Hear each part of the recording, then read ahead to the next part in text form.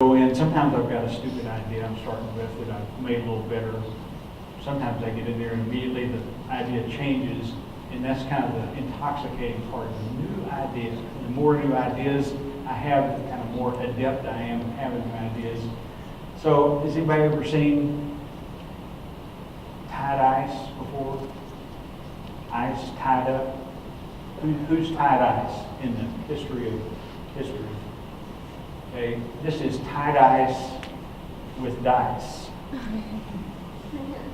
Now I'm doing something else with this series. If you just say tied ice with dice, you almost have to slap yourself a little bit to get your face back to so you can talk more. It's almost a tongue twister. I'm using titling language, human language, to kind of push the viewers the way I'm already wanting them to go. So of course I had to come up with the idea, shoot it 2 or 3 times. The kill rate's pretty high. I'm shooting these. Oh, I forgot. The part that I forgot the digital revolution in photography. So I'm still using film and a great big view camera, and so I just I teach that stuff, but in this work I just skip it.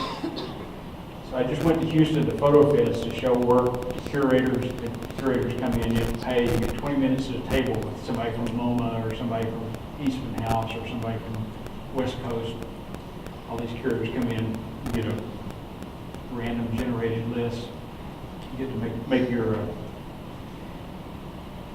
case. Of course, everybody's doing digital. I'm with a few film people in the room. Here's called Fall Running Scissors. Here's my neighbor, little illuminated manuscript work. But you can see these are very idea-driven.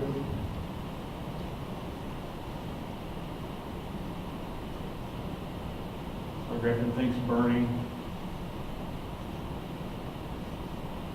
Gyroscope. I love the idea of chance and not gambling exactly, but kind of gambling. Artists and photographers like a little game of chance. How's this going to turn out? Is this going to work? Am I going to hit the jackpot or am I going to get busted? Another illuminated manuscript.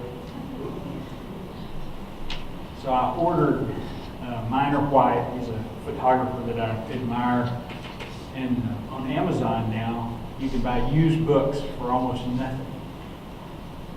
Especially if you don't care about the conditioning. I just want to read them. I'm not collecting them. So I'll get, if it says dog-eared, some notations, back cover torn, I'm there.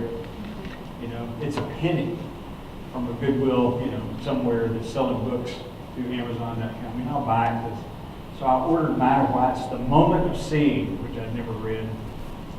And instead I got this is a little commentary on the book of Joshua. So I took that as a sign. I always think luck and chance have a big part in what you're playing. And I guarantee you there's never been candles stuck in a book before, and set on fire.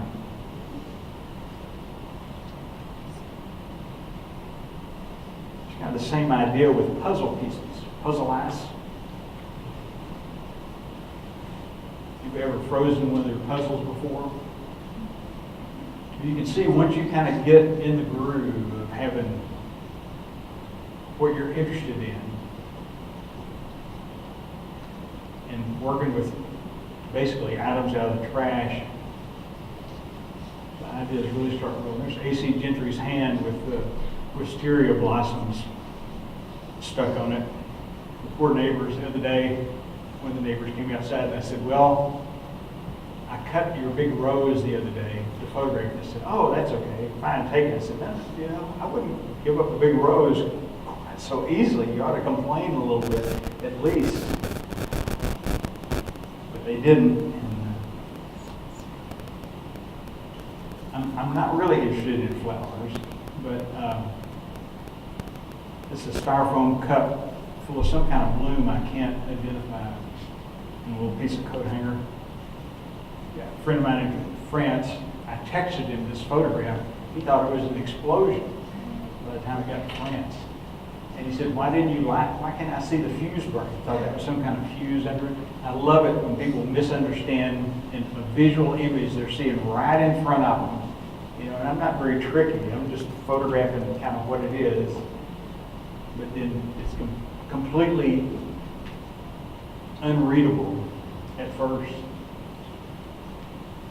I try not to ever explain the mystery in a photograph. I was at TJC just the other day when I came out of the museum, and there's an apron on the ground.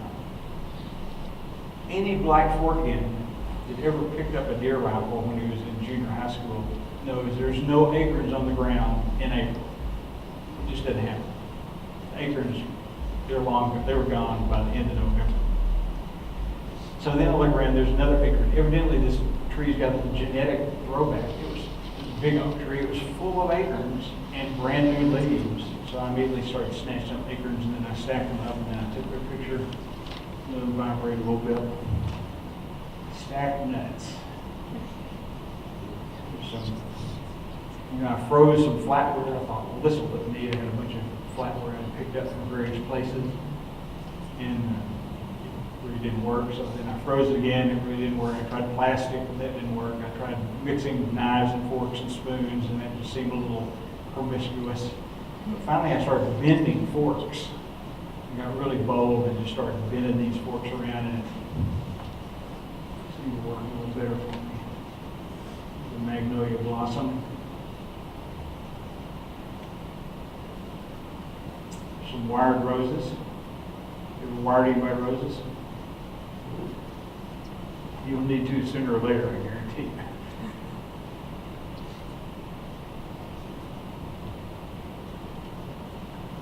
So when they get a little static, and I call these kinetic still lifes. Now the flame that you saw was pretty kinetic.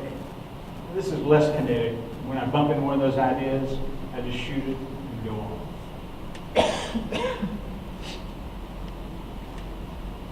Flaming mushroom. You ever see an image of a flaming mushroom? Nobody's ever painted a flaming, nobody's. So I don't know where this is going, but I can tell I'm getting a little better at it, whatever this is. Call this one Fighting Knives with Flowers.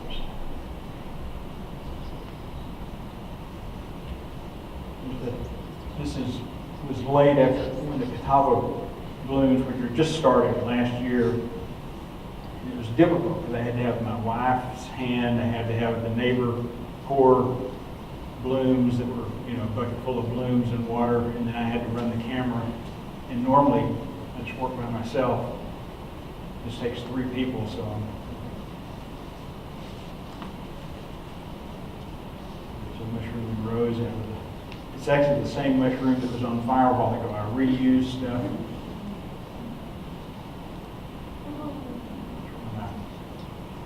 Fellow black Forkians, little jay blew out of a nest. Cat got one, we got the other one, managed to raise him up.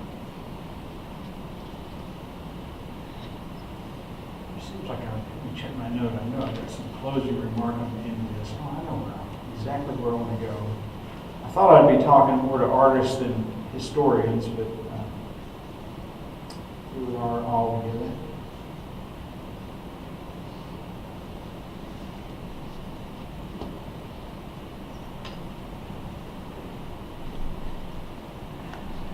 As soon as I get out here, I'm going to go look up Lee Miller. I knew who Lee Miller was, but I didn't know she worked with Man Ray.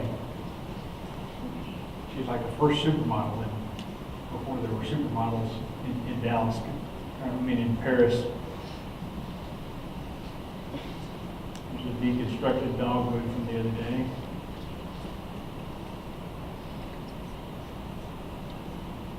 Skip that. But I want to talk just briefly to art historians, just because we all have this passion for history and the history of art. I just found out about this literally last week. I don't know where I was on the internet, but somewhere I bumped into this image or this story.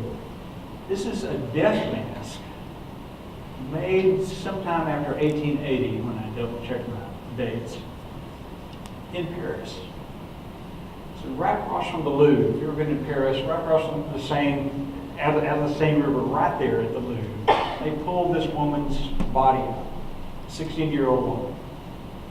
Now, Paris had a morgue for lost bodies located right behind Notre Dame Cathedral, just right up the river a little bit, where they displayed unknown dead in kind of a public mortuary.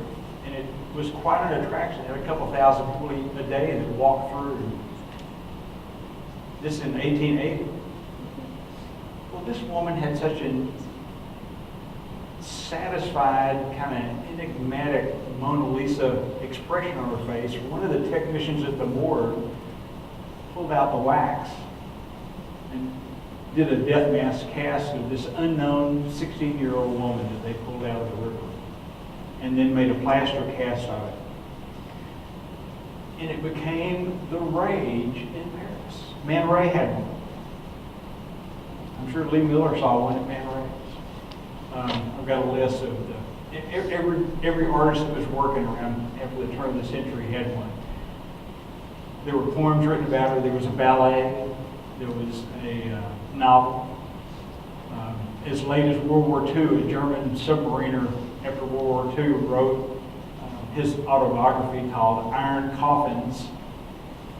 And he mentioned that in Germany at his parents' house, they had this death mask, which was reproduced commercially, must have made thousands of them finally, on the wall, this drowned woman with this kind of Mona Lisa. She was so popular in Germany that people copied that look, parting their hair down the middle and kind of cut it short.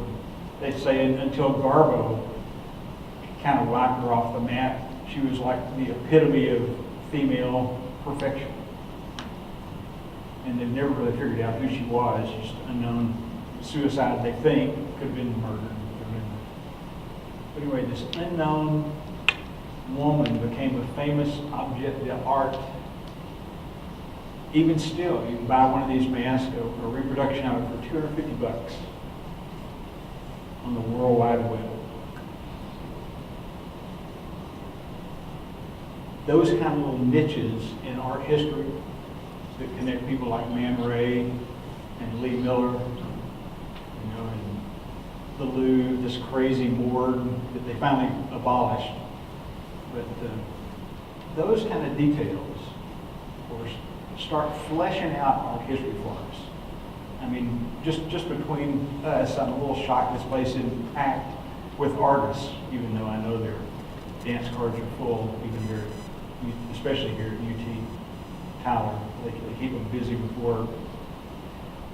But not just knowing the art, but knowing the story kind of behind it, the description of how an artist kind of got to that place, which I've given you some of my background on where I think I come from and what I think I'm doing and how I come up with an idea and what the function of art might be in the popular culture as business cards that kind of end up even tweaking Hillary Clinton here in 2016.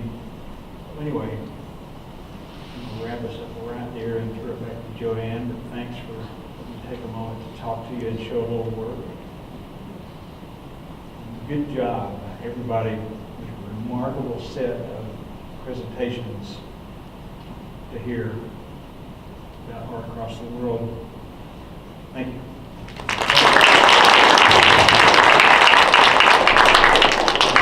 It's obvious I know everything, so if you've got a question that hadn't been apparent to you by now. Any questions? Yes, ma'am. What is the significance of using stacked up coins on some of your photos? I like puzzle pieces, I like dice, I like, gyros and balancing things. And coins are just another one of those. They're not real money, they're a facsimile of money and they have all this worth, but they're not really. It's just one of those things. And believe me, I tried nothing under that. I tried cutting out the ice. I tried this kind of aluminum bottle caps. But then I thought, the idea of money, And so every once in a while, I've got these coins I got from somewhere. So every once in a while, these coins, just just another layer kind of on the, to make some smart art historian ask a question. Anybody else? All right, Robert. Not really a question. I just want to actually, I want to give out a plug. So, I work at the Tyler Museum of Art. I think we mentioned a while ago that Robert's going to have an exhibition at the museum, so keep track of us on our website. I can't remember the dates for that. The museum is still open till 5 o'clock. We have Dale Chihuly on display over there, so you have time to go check it out. Gorgeous exhibition. If you get There were Chihuly in one gallery and high school artists in the other gallery. So you get the full range of experience. That's right. So I just want to take like 10 seconds of your time and make it my time. Anything else? It's called, for some reason, they decided to tag her, they call her La Belle Italienne. And they also call her the woman from the Seine. And if you look for the woman from the Seine or Belle Italienne, especially if you go to images, you'll pop up on this image as you kind of track her down. I'm tempted to, I'll get over it because it's just mania for the new. I'm tempted to buy one of those $250 masks and have this poor Parisian woman hanging up in my studio, but it'll pass. Anything else? Okay, then it's obvious you know everything I know. Good job.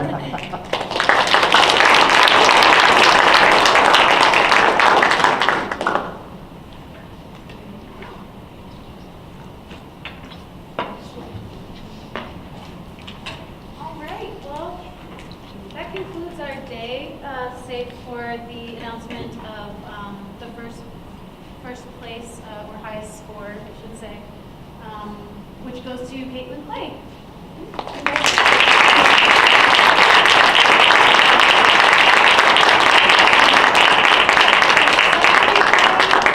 We thank you all for coming out and sticking with us throughout the whole thing.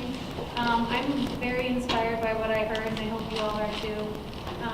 Thank you. Come again next year. And pick up your score sheets from the judge, or did you already give them out? Yeah, because that's also a gift just for you for feedback. Everyone was fabulous. Really thank And you. one more note, to the speakers, if you do want your papers to be included in our online journal, you can go ahead and email like a PDF version of the paper to the house. We'll send out an email with the parameters. And we'll send you all an And you email can with respond, like, and you'll be instructions. published on